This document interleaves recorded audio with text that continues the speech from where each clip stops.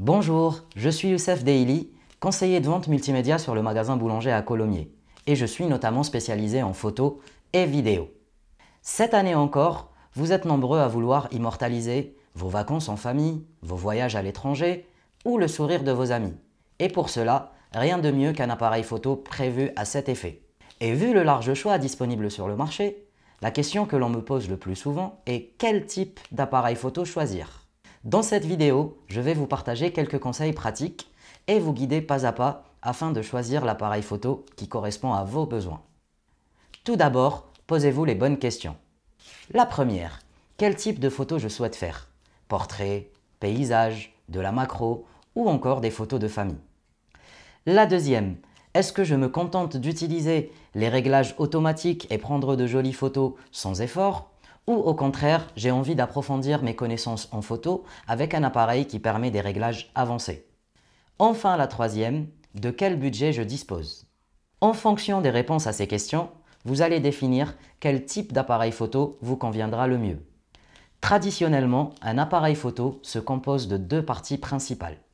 D'abord l'objectif. Il est composé de plusieurs lentilles au travers desquelles va passer la lumière et un diaphragme qui s'ouvre et qui se ferme pour laisser passer cette lumière. Ce diaphragme fonctionne un peu comme l'iris de l'œil humain, qui se contracte et se dilate selon l'intensité de la lumière. Plus la lumière est forte, plus l'iris sera contracté. Au contraire, plus la lumière sera faible et plus il se dilatera afin d'en laisser entrer un maximum. Ensuite, le boîtier. Il contient un capteur qui reçoit la lumière traversée par les lentilles et la traduit en photo ou vidéo. Le capteur est important car c'est lui qui va définir la taille finale ainsi que la qualité de vos images. Les capteurs existent en différentes tailles, du plus petit qui équipe nos smartphones jusqu'au plus grand qu'on appelle le plein format qu'on retrouve sur les réflexes et les hybrides pro. Ici, on voit la différence de surface entre les capteurs. Grossièrement, plus la surface de ce capteur est grande, plus il recevra de lumière et plus grande sera sa sensibilité. Vous obtiendrez alors une meilleure qualité de photo. Il vous permettra également d'obtenir un meilleur flou d'arrière-plan, connu sous l'appellation de flou de profondeur de champ ou de bokeh. Ce bokeh est particulièrement important lorsque vous souhaitez obtenir de jolis portraits. Le bokeh dépend également d'autres paramètres que sont l'ouverture de l'objectif et la plage focale. L'ouverture correspond à l'ouverture du diaphragme, que l'on trouve sur l'objectif représenté par un F suivi d'un chiffre. La subtilité étant que plus le chiffre est grand, plus l'ouverture est petite. A l'inverse, plus le chiffre est petit, plus l'ouverture du diaphragme est grande, et plus prononcé sera votre bokeh. La plage focale, quant à elle, est représentée sur l'objectif par un chiffre en millimètres. Globalement, quand le chiffre est petit, on obtient un grand champ de vision, ce qu'on appelle un grand angle. Et plus le chiffre grandit, plus on zoome. Exemple, là j'utilise un 28 mm qui est un grand angle, et là j'utilise un 50 mm qui lui va zoomer un peu plus. Cette base est la même sur tous les appareils photo. Pourtant, il existe plusieurs familles d'appareils ayant chacune des caractéristiques spécifiques. Alors, quelles sont les différences entre les compacts, les bridge, les réflexes ou encore les hybrides? Tout d'abord, les compacts. On les reconnaît à leur petite taille et à la petite taille de leur capteur. Généralement, ils n'ont pas de viseur, mais plutôt un écran de visée. Ces derniers sont destinés à des personnes qui veulent prendre de belles photos sans trop de prise de tête, car en général, tout y est automatisé. Pour ceux qui veulent avoir accès à certains réglages avancés tout en gardant la petite taille, plusieurs marques proposent des compacts dits experts. Certains ont un capteur plus grand, un viseur électronique et des modes manuels.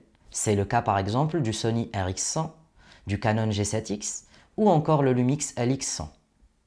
Ensuite, les bridge. Ce sont des appareils qui ont la forme de réflexe. Ils sont équipés d'un objectif non interchangeable et d'un viseur électronique.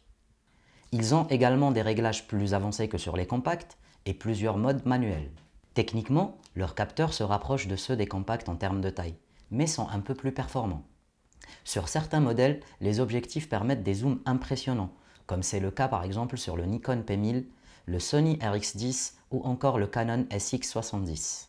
Les amateurs avertis, les experts ou encore les professionnels, eux se tourneront plutôt vers les réflexes ou les hybrides. Les réflexes, tirent leur nom de leur viseur composé d'un miroir qui réfléchit la lumière vers le prisme de visée.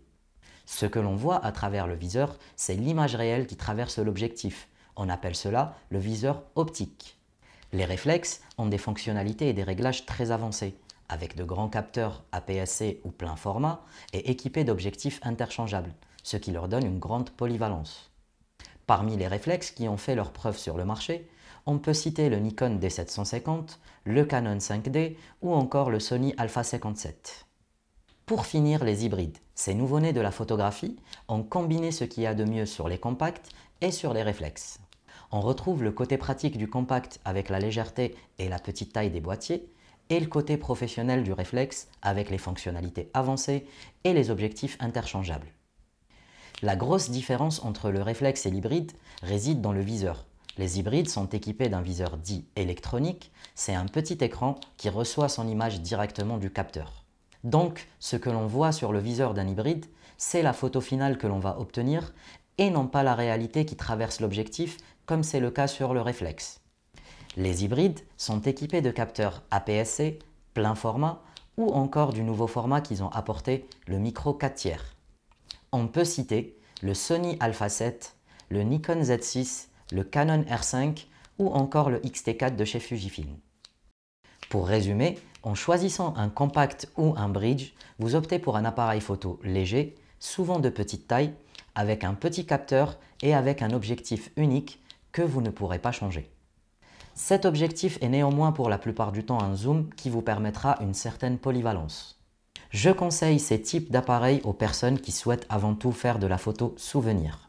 Ils vous permettront d'immortaliser vos souvenirs sur des photos de qualité sans pour autant vous préoccuper des réglages. Sachez cependant que vu la taille des capteurs selon les modèles, vous serez limité assez rapidement. Vous trouverez ces appareils dans une gamme de prix allant d'une centaine d'euros jusqu'aux alentours de 1400 € pour les modèles les plus haut de gamme. A contrario, pour les personnes qui souhaitent approfondir les grands principes de la photographie ou jouer avec les réglages, je conseille plutôt des réflexes ou des hybrides. Outre la grande qualité de leurs photos, ces derniers vous permettront aussi de varier les objectifs. Ces changements d'objectifs sont particulièrement importants lorsque vous souhaitez photographier des tout petits sujets ou au contraire des très grands. Côté prix, il vous faudra débourser au minimum 500 € pour avoir un boîtier avec un objectif. Certains appareils très haut de gamme peuvent monter au-delà de 5000 €. Il en va de même pour les objectifs qui varient d'une centaine d'euros à plus de 4000 € pour certains modèles. J'espère que cette vidéo vous aura apporté quelques éléments de réponse et de réflexion. La photographie est un art incroyable qui vous apportera de grands moments de joie et dans lequel on n'a jamais fini d'apprendre. Je vous remercie d'avoir regardé cette vidéo et vous souhaite de bien réussir vos photos. N'hésitez pas à laisser un commentaire ou à partager et à bientôt pour de nouveaux conseils.